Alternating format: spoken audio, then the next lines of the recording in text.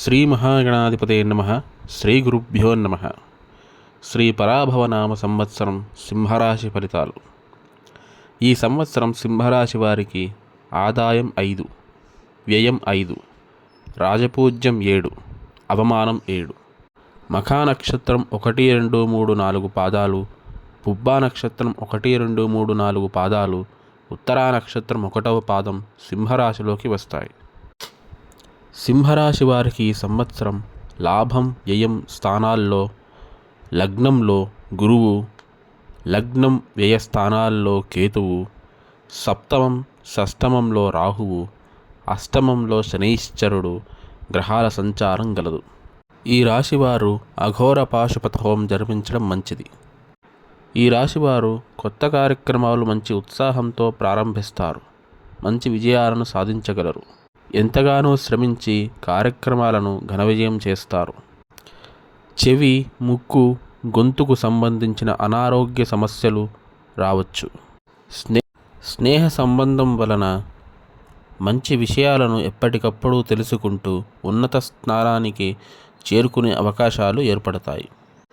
సంతానానికి సంబంధించిన విషయాలలో నిదానంగా పురోగతి ఏర్పడుతుంది. మీరు ఊహించిన స్థాయికి మాత్రం వాళ్ళ అభివృద్ధి చేరకపోవచ్చు. కళా సాంస్కృతిక రంగాల్లో ఉన్నవారికి మంచి అవకాశాలు లభిస్తాయి. ఆధ్యాత్మిక చింతన మరింత పెరుగుతుంది. ఈ సంవత్సరం ఉద్యోగులకు అనుకూలంగా ఉండదు. గురువు శనుల ప్రభావం వలన అసంతృప్తి, మాటలలో నిలకడ ఉండదు. రాజకీయ నాయకులకు ఈ సంవత్సరం అనుకూలంగా లేదు. గురువు శనుల బలం లేని కారణంగా మీపై నిందారోపణలు వచ్చును. ప్రజలలో గుర్తింపు ఉండదు. వ్యాపారస్తులకు ఈ సంవత్సరం మిశ్రమంగా ఉంటుంది. విద్యార్థులకు ఈ సంవత్సరం అనుకూలంగా ఉండదు. జ్ఞాపక శక్తి తగ్గును. చదువుపై శ్రద్ధ ఉండదు. వ్యవసాయదారులకు ఈ సంవత్సరం మొదటి పంట కంటే రెండవ పంట ఫలించును. గృహమందు శుభకార్యములను నిర్వహించుట, తద్వారా వ్యయములు పెరుగుట వంటివి ఉంటాయి.